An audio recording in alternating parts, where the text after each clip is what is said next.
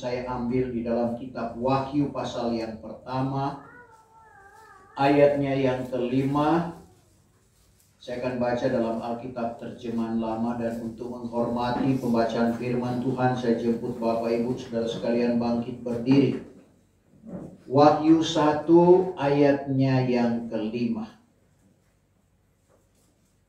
Dan daripada Yesus Kristus yang menjadi saksi yang setiawan, yaitu yang menjadi sulung dari antara orang mati, dan yang menjadi penghulu di atas segala raja di dunia ini. Maka bagi Dia yang mengasihi kita dan yang sudah melepaskan kita daripada segala dosa dengan darah-Nya. Terima kasih. Puji Tuhan, silakan. Firman Tuhan yang kita baca dan kita dengar pada saat ini merupakan wahyu dari Tuhan Yesus yang dikaruniakan kepada Rasul Yahya. Tentunya ada alasan dan kriteria tertentu kenapa bukan rasul-rasul yang lain yang dikaruniakan wahyu. Karena bagaimanapun kesaksian Alkitab dalam Kisah 4 ayat 13, keberadaan Rasul Yahya ini sama dengan Rasul Petrus yang tidak terpelajar dan orang biasa atau orang yang bersahaja. Coba kita baca Kisah 4 ayatnya yang ke-13. Tatkala mereka itu melihat keberanian hati Petrus dan Yahya itu, serta pula tampak tiada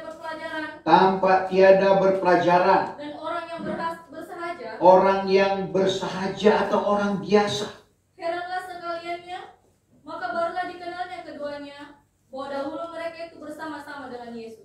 Jadi kita lihat lepas dari keterbatasan Rasul Yahya ini, ternyata dia adalah orang yang sangat dekat dengan Tuhan.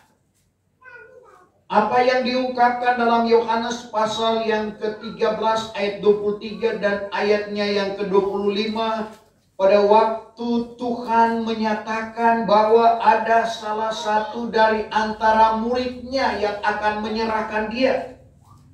Petrus yang biasanya agresif, tapi waktu itu dia tidak langsung bertanya kepada Tuhan siapa, tapi melalui murid yang bersandar di dada Yesus yang tidak lain adalah berbicara tentang Rasul Yahya. Untuk itu kita lihat dalam Yahya 13 ayat 23 dan ayat 25. 23, seorang dari antara murid Yesus, yaitu yang dikasihi oleh Yesus, bersandar di sebelah kanannya. Ayat 25. 25, oleh yang demikian sedangkan murid itu bersandar di dada Yesus. Murid yang bersandar di dada Yesus lalu bertanya, ya Tuhan, siapakah dia itu? Jadi Petrus menyuruh Yahya untuk bertanya siapakah dia yang akan menyerahkan Tuhan sebagai gurunya. Kita lihat bagaimana Rasul Yahya yang sangat dekat dengan Tuhan. Karena dia memang sangat mengasihi Tuhan. Karena dia sangat mengasihi Tuhan, sekali lagi lepas dari keterbatasannya yang tidak terpelajar dan orang bersahaja, tapi Tuhan anugerahkan dia kitab Wahyu yang kita pelajari pada saat ini.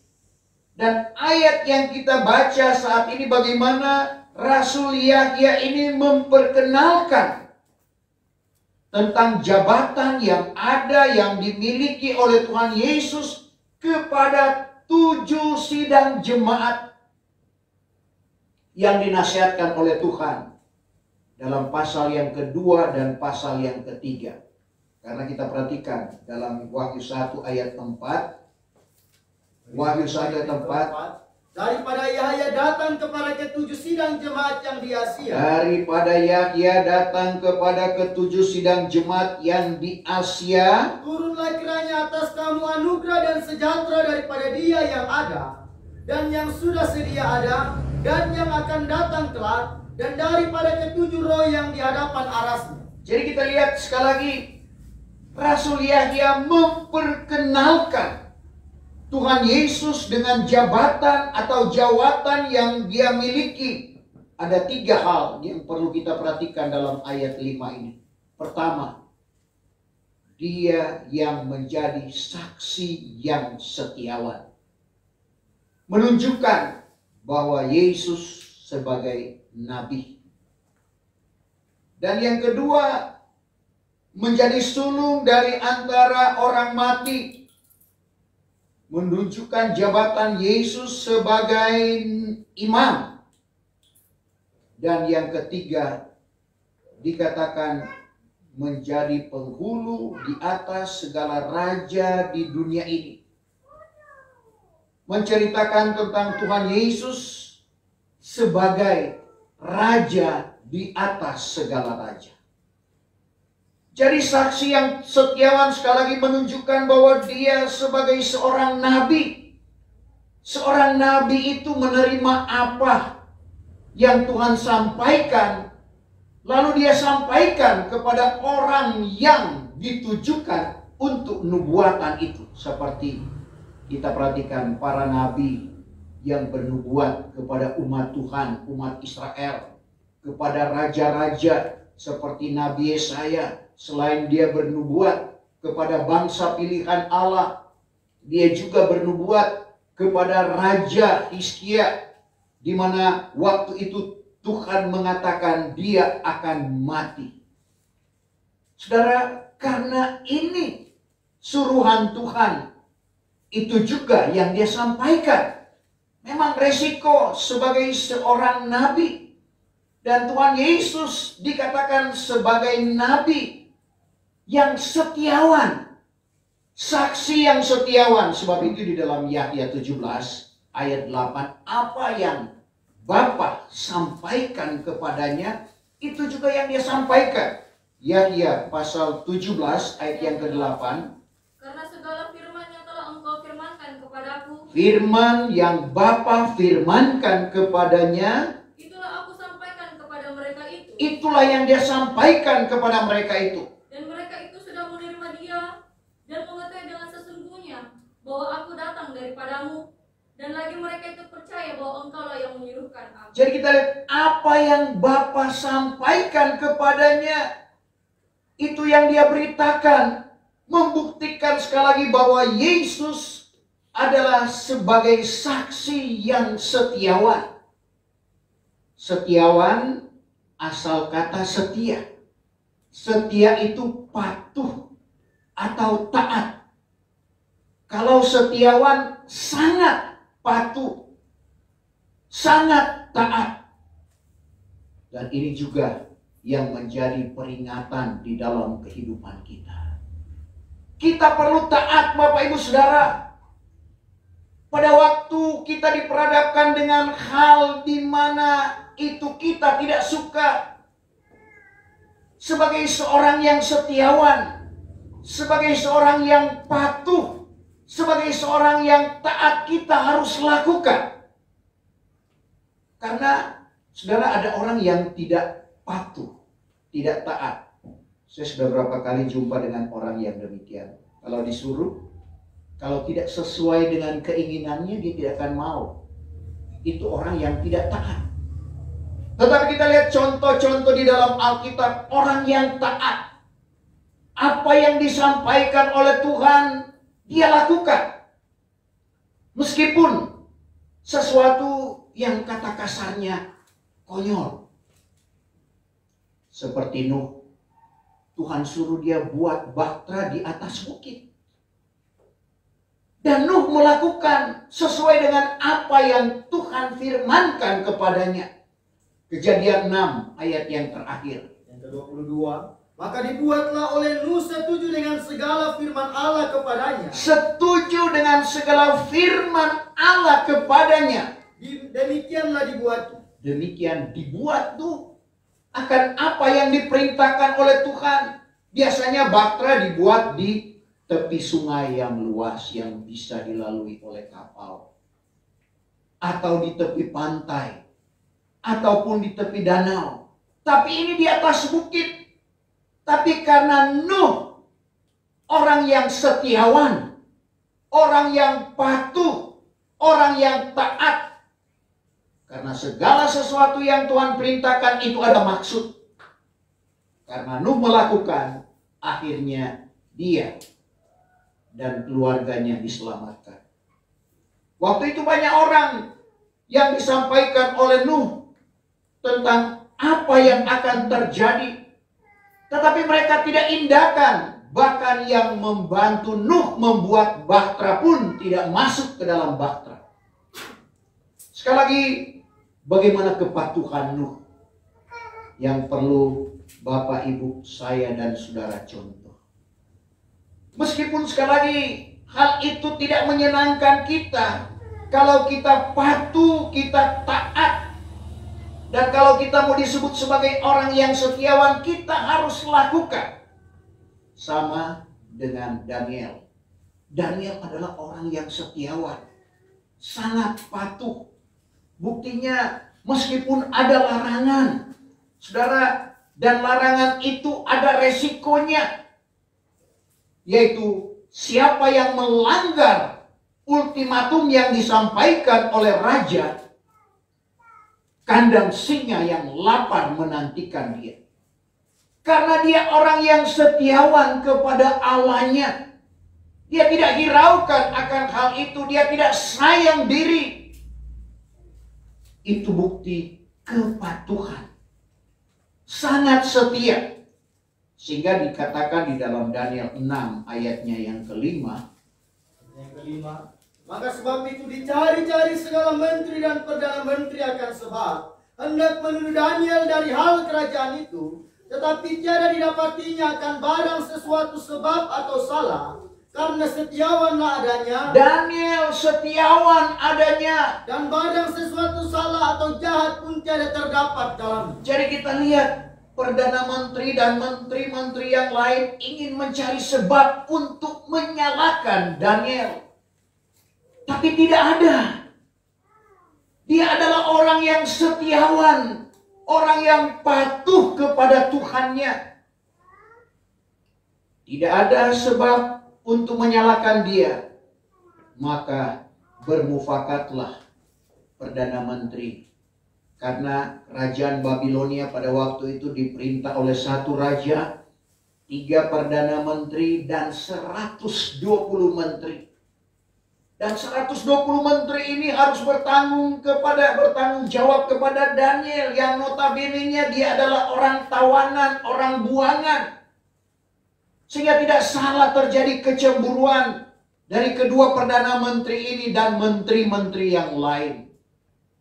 Sehingga mereka mencari jalan supaya Daniel ini dihukum. Dan akhirnya karena mereka tahu dia taat berdoa. Sehingga muncullah ultimatum itu, dilarang untuk berdoa 30 hari kemudian ini. Raja juga menandatangani itu dan akhirnya apa yang terjadi? Tuhan menolong dia. Karena kepatuhannya. Karena dia setiawan. Demikian juga dengan Tuhan Yesus. Yang sebenarnya di dalam doanya dengan kalimat, jikalau boleh cawan ini lalu daripadaku. Artinya dia tidak akan mengalami penderitaan itu. Tapi dia tidak berhenti. Jikalau boleh cawan ini lalu daripadaku. Tetapi dia melanjutkan. Bukan kehendakku yang jadi, tapi kehendak Bapa di surga. Inilah Yesus yang setiawan. Sehingga sampai akhir kehidupannya. Sampai dia mengalami kematian, dia telah menunjukkan kesetiaan. Itu yang diungkapkan oleh Paulus kepada jemaat yang ada di Filipi. Kita baca Filipi 2 mulai ayat yang ke-6. Filipi 2 ayat yang ke-6. Yang walaupun ia dengan keadaan Allah, tiada mengindahkan hal itu sebagai suatu keuntungan, menjadi setara dengan Allah, melainkan mengampakkan dirinya menjadi hamba di dalam keadaan sama dengan manusia, dan kelihatan di dalam sikap seperti manusia, dia sudah merendahkan dirinya dan taat sehingga sampai kepada maut. Taat artinya patuh, setia sampai kepada maut atau kematian. yaitu mati tersalib. Jadi kita lihat dia telah menunjukkan ketaatannya, kepatuhannya. Karena dia adalah orang yang setiawan sampai kepada kematian. Sebab itu Allah sangat meninggikan dia. Dan segala lutut baik di sorga, di atas bumi, dan di bawah bumi bertelut mengaku bahwa Yesus adalah Tuhan. Dan ini sekali lagi menjadi contoh karena Tuhan Yesus sendiri yang berkata dalam Matius 24 ayat 13, barang siapa yang bertekun sampai ke akhir, dialah yang akan diselamatkan. Atau barang siapa yang setia sampai akhir, dialah yang akan diselamatkan. Sekali lagi, apa yang diungkapkan oleh Rasul Yahya ini, saksi yang setiawan menunjukkan kepada Yesus sebagai seorang nabi yang taat. Kita pun saudara perlu menunjukkan ketaatan, dan inilah yang Tuhan inginkan. Kadangkala mungkin tidak sesuai dengan keinginan kita, dan memang itu karena untuk menjadi murid Tuhan, Lukas 9 ayat 23, syarat menjadi murid Tuhan: sangkal diri, pikul salib. Dan ini tidak disukai oleh kedagingan. Tapi kalau kita menunjukkan ketaatan kita sama dengan Paulus, meskipun dia harus menderita di dalam melayani pekerjaan Tuhan, tapi dia bertahan sampai akhir kehidupannya. Masa ajalnya dia tahu. Seperti yang dikatakan kepada Timotius dalam 2 Timotius 4 ayat 6 sampai ayat 8. Untuk itu dia menyempurnakan usahanya, menyempurnakan imannya. 2 Timotius 4 Ayat yang ke-6. Karena aku telah sedia dipersembahkan dan masa ajalku sudah sampai. Aku telah berusaha dengan bersungguh-sungguh di dalam peperangan iman. Aku telah menyempurnakan usahaku. Aku menyempurnakan usahaku. Aku telah memeliharakan iman. Aku memeliharakan iman. Pada akhirnya, mahkota kebenaran telah tersedia bagiku. Karena kesetiaannya, mahkota kebenaran telah tersedia bagi Paulus, Yang akan dikaruniakan kepadaku pada hari itu oleh Tuhan, yaitu hakim yang adil itu.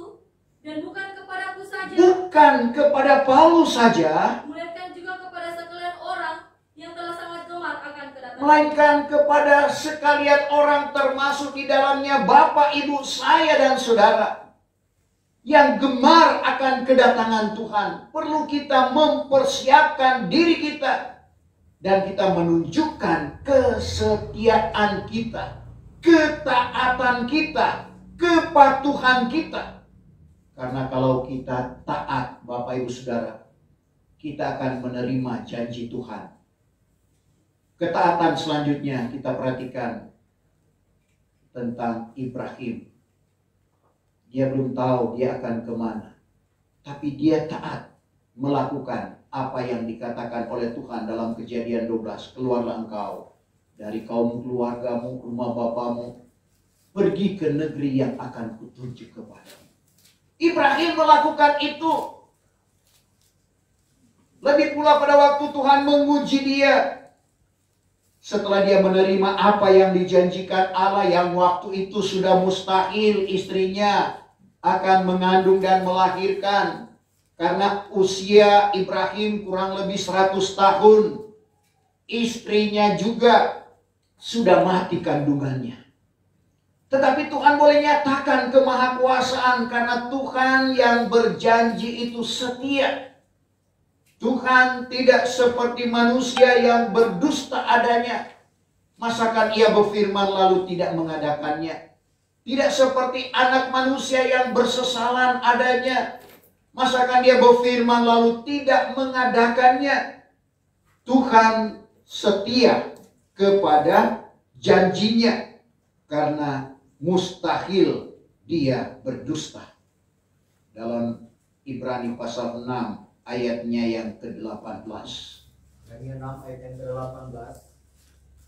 Supaya dengan sebab dua perkara yang tetap itu, yang di dalamnya mustahil bagi Allah berdusta. Sampai di situ dikatakan sebab dua perkara yang tetap itu yang di dalamnya mustahil bagi Allah berdusta. Ini ditujukan kepada Ibrahim. Karena kita lihat dua perkara itu ayat 14. Pertama, aku akan memberkati engkau dengan sebesar-besar berkat. Kedua, memperbanyakkan engkau berganda-ganda.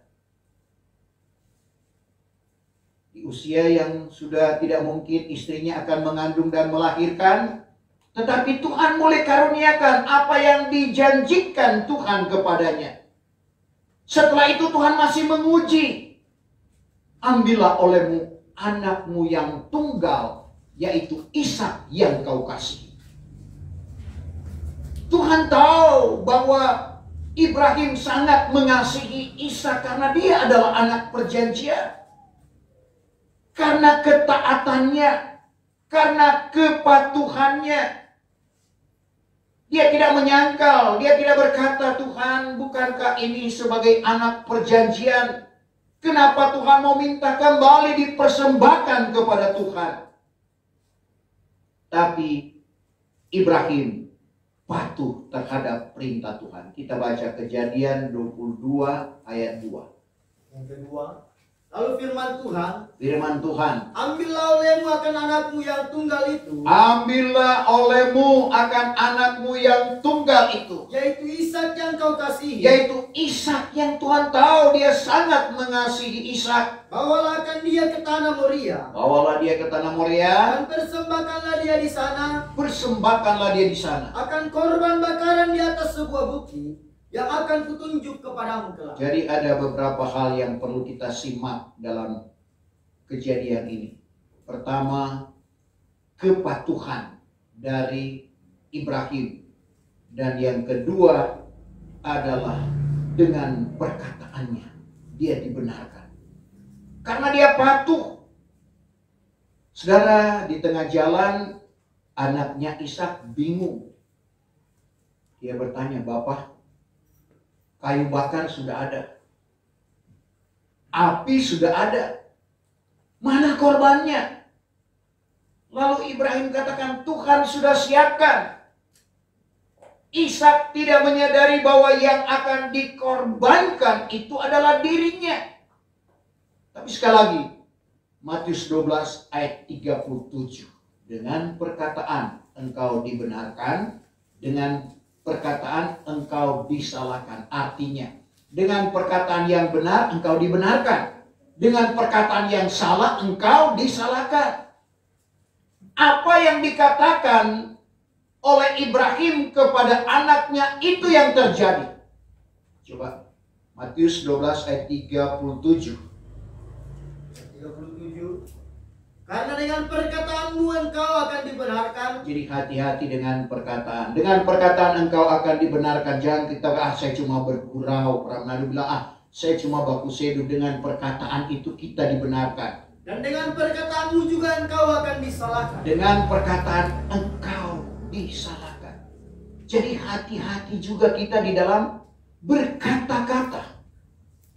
Jangan sampai ada anak minta uang, kita bilang tidak ada, padahal ada. Akhirnya tidak ada betul.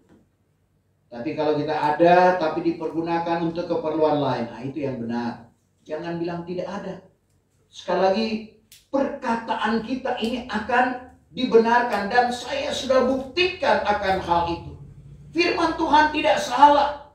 Saudara, untuk itu Tuhan minta kepatuhan kita.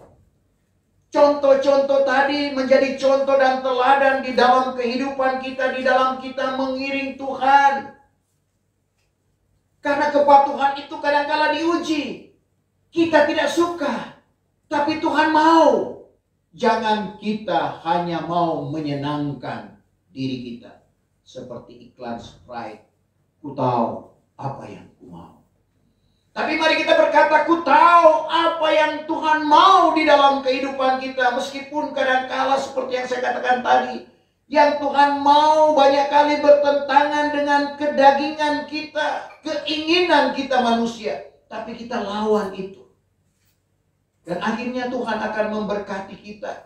Sebagaimana tadi dikatakan oleh Paulus kepada jemaat yang ada di Filipi, karena kesetiaan ketaatan Tuhan sampai ia mati tersalib.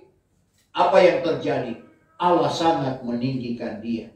Sehingga segala yang di sorga, di bumi, di bawah bumi, bertelut mengaku bahwa Yesus adalah Tuhan.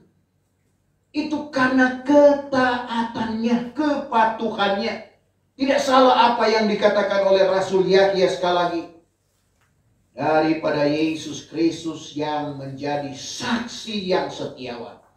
Sebagai seorang nabi yang menjalankan tugas Bapa selama dia berada di tengah-tengah dunia ini. Bagian yang kedua, suluk dari antara orang mati. Ini menunjukkan jabatan sebagai imam besar.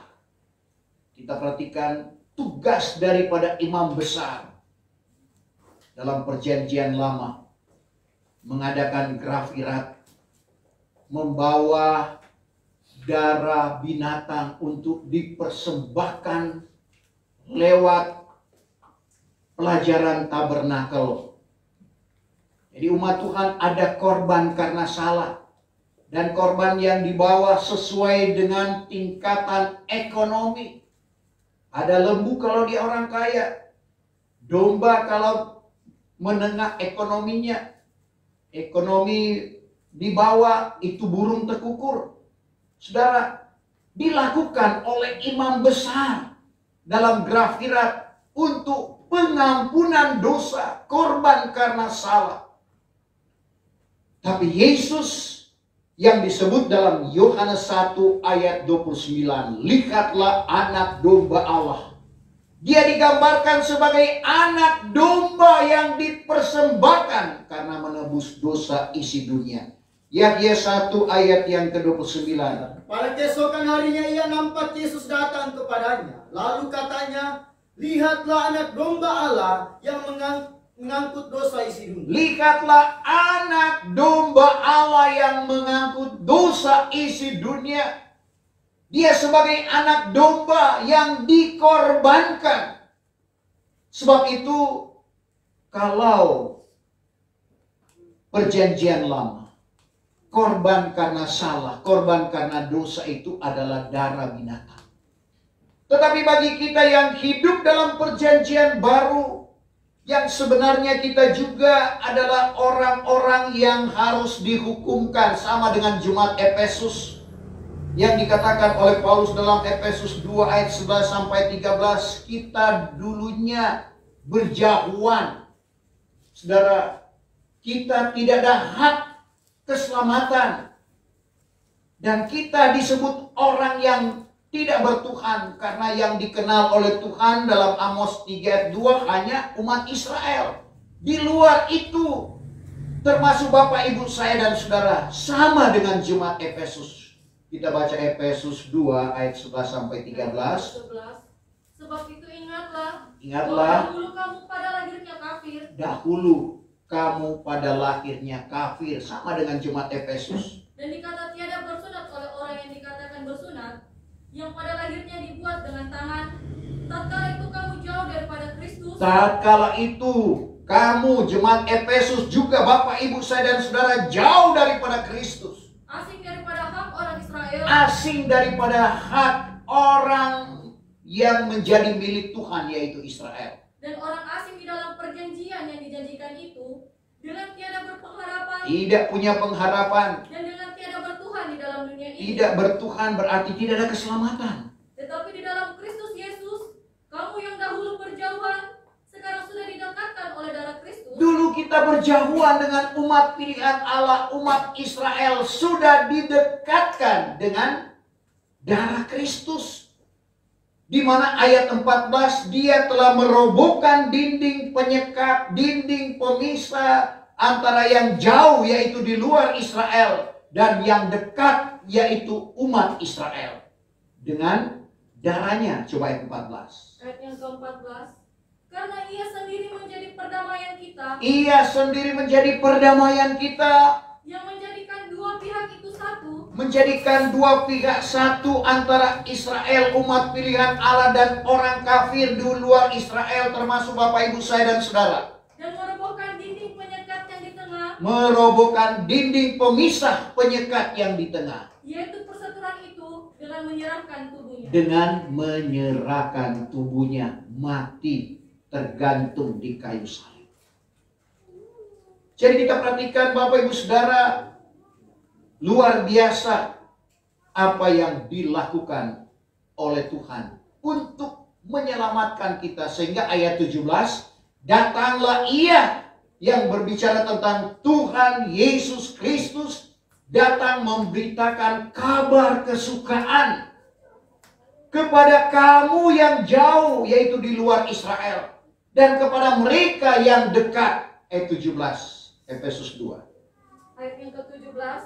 Maka datanglah ia memberitakan kabar kesukaan dari hal perdamaian kepada kamu yang jauh dan perdamaian kepada orang yang dekat. Akhirnya kita menerima kabar kesukaan dari hal perdamaian yang disampaikan oleh Yesus kepada orang yang jauh di luar Israel dan kepada orang yang dekat. Dalam arti kata, sekali lagi, kita menerima keselamatan dengan penebusan yang kekal, bukan dengan darah binatang, tetapi darah yang mulia yang dikatakan oleh Paulus kepada jemaat yang ada di Ibrani. Ibrani pasal 9 ayat 11 dan ayatnya yang ke-12.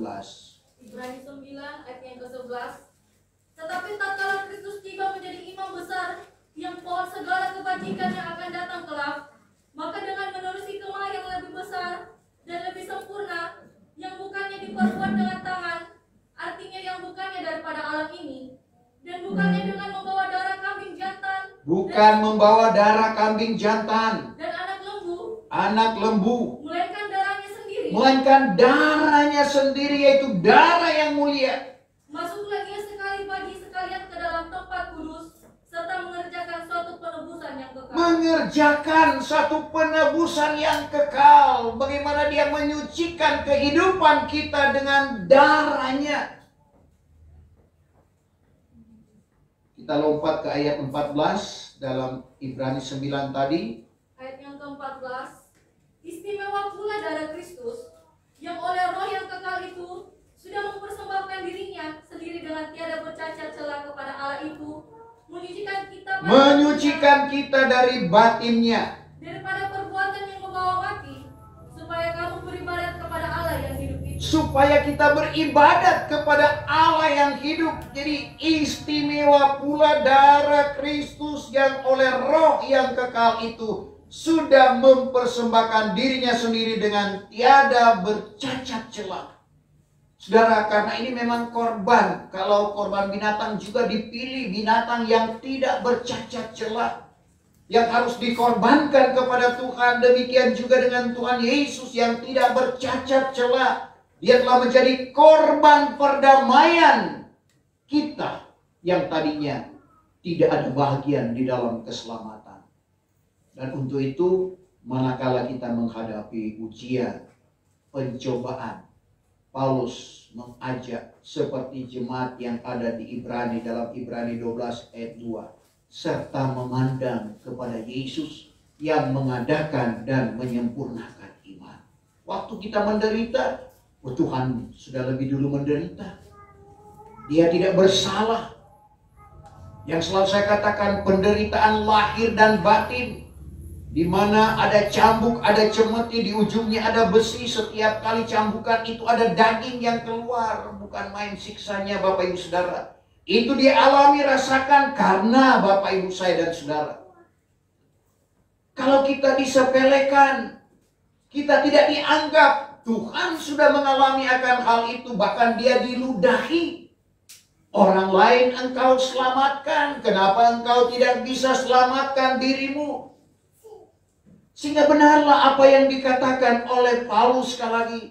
Manakala kita tidak dianggap, kita disepelekan, Tuhan lebih dulu telah mengalami akan hal itu. Dan itulah yang akan membangkitkan iman kita, memberikan kekuatan iman kita.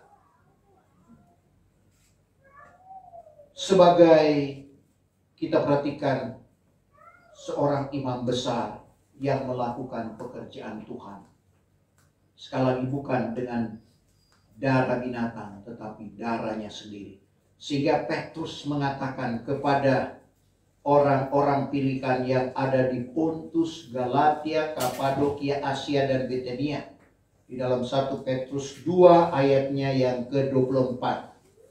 1 Petrus 2 ayat 24. Ia sendiri sudah menanggung segala dosa kita di dalam tubuhnya di atas kayu salib, supaya kita dimatikan daripada dosa, lalu hidup bagi hal yang benar. Maka dari sebab pilurnya kamu sudah disembuhkan. Ia sendiri sudah menanggung segala dosa kita di dalam tubuhnya di atas kayu salib.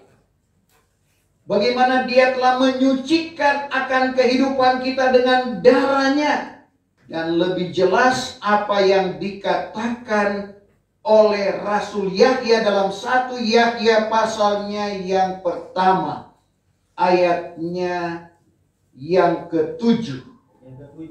Tetapi jikalau kita berjalan di dalam terang, sebagaimana ia juga ada di dalam terang, maka bersekutulah kita seorang dengan seorang, dan darah Yesus anaknya itu menyucikan kita daripada segala dosa. Menyucikan kita, jadi kita disucikan dengan darah Kristus, dengan pengorbanan Kristus. Sehingga kita berlayak di hadapan Tuhan. Karena kita sudah disucikan, artinya kita sudah ditebus. Tadinya kita tidak berpengharapan, tidak bertuhan di dalam dunia ini. Tapi lewat darah Kristuslah yang menghubungkan kita dengan Allah Bapa di sorga. Sehingga Tuhan Yesus berkata, Yahya 14 ayat 6, akulah jalan, kebenaran, dan hidup. Seorang pun tiada sampai kepada Bapa kecuali dengan aku. Dan bagian yang ketiga, penghulu di atas segala raja di bumi.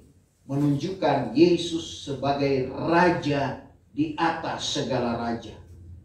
Memang kita perhatikan, pada waktu para Majus, dia datang dan dia bertanya, di manakah raja orang Yahudi yang baru lahir? Dalam Matius 2 ayat yang kedua. Yang kedua katanya, di manakah raja orang Yahudi yang baru lahir itu? Terus, karena kami sudah melihat bintangnya di sebelah timur, maka kami datang hendak menyembah dia. Terus, ayat yang ketiga, apabila didengar oleh Baginda Herodes akan hal itu, maka terkejutlah ia beserta seisi negeri Yerusalem. jadi Herodes dan beserta seisi Yerusalem terkejut dengan apa yang disampaikan oleh para Majus bahwa ada raja yang baru lahir. Dia pikir saingan lagi ini. Sehingga dia pura-pura ingin menyembah. Selidiklah dan saya akan menyembah. Saudara, padahal yang dimaksud itu adalah Tuhan Yesus. Karena dalam Lukas 1 ayat 33, di sana juga dikatakan, Lukas 1 ayat yang ke-33. Maka ia pun akan menjadi raja atas Bani Yakub selama-lamanya. Selama-lamanya. Dan kerajaannya itu tiada akan berkesudahan. Jadi kerajaannya tiada akan berkesudahan. Dalam ungkapan bagaimana Adam yang pertama menjadi raja atas segala binatang. Tapi Adam yang kedua yang berbicara tentang Tuhan Yesus menjadi raja di atas segala raja. Kalau kita perhatikan dalam Kejadian 1 ayatnya yang ke-28. Kejadian 1 ayat 28, maka diberkati Allah akan keduanya, serta firman-Nya kepadanya, berbiaklah dan bertambah-tambahlah kamu, dan penuhilah olehmu akan bumi itu, dan taklukkanlah dia. Taklukkanlah dia. Dan perintahkanlah segala ikan yang di dalam laut. Perintahkanlah segala ikan yang ada di laut. Dan segala unggas-unggas yang di udara. Unggas di udara. Dan segala binatang yang menjalar di atas bumi. Jadi dia sebagai raja yang memerintah binatang. Tetapi Tuhan Yesus adalah raja di atas segala raja. Yang dalam Wahyu pasal 19 Dia akan datang untuk mengakhiri antikris dan pengikut-pengikutnya di dalam perang Harmagedon, perang antara Allah dengan manusia. Kita perhatikan Wahyu 19, salah satu perlengkapannya, kelembagaannya, bahwa dia adalah raja di atas segala raja. Jubah dan pahanya ada tertulis satu nama, yaitu Raja atas segala raja, Tuhan sekalian Tuhan. Coba Wahyu 19 ayat 16. Pada jubahnya dan pahanya ada tertulis suatu nama, yaitu Raja atas segala raja dan Tuhan sekalian Tuhan. Jadi kita lihat bagaimana dia akan dilantik menjadi raja di atas segala raja, Tuhan sekalian Tuhan. Karena dia memang adalah raja di atas segala raja sebagai jabatannya. Dalam 3 jawatan yang diungkapkan oleh Rasul Yahya. Dan kita akan turut memerintah bersama-sama dengan dia. Baik dalam 1000 tahun masa damai maupun dalam bumi baru, langit baru. Kalau kita taat. Kalau kita patuh. Sekali lagi, ketaatan kita kadangkala diuji, manakala tidak menyenangkan kita. Apakah kita tetap taat? Apalagi sekarang menghadapi masa-masa yang sukar. Apakah kita mau taat kepada Tuhan? Dan inilah yang Tuhan inginkan. Sebagaimana Rasul Yahya memperkenalkan 3 jawatan Tuhan kepada ke-7 sidang jemaat yang ada di Asia Kecil. Yang dijelaskan dalam pasal 2 dan pasal 3 di dalam kitab Wahyu. Dan datang juga kepada Bapak, Ibu, saya dan saudara. Mari kita mau tunjukkan ketaatan kita, kesetiaan kita, kepatuhan kita kepada Tuhan. Saya jemput kita bangkit berdiri. Kita sempurnakan ibadah kita. Kita akan menyembah Dia dengan roh dan kebenaran. Tak tersembunyi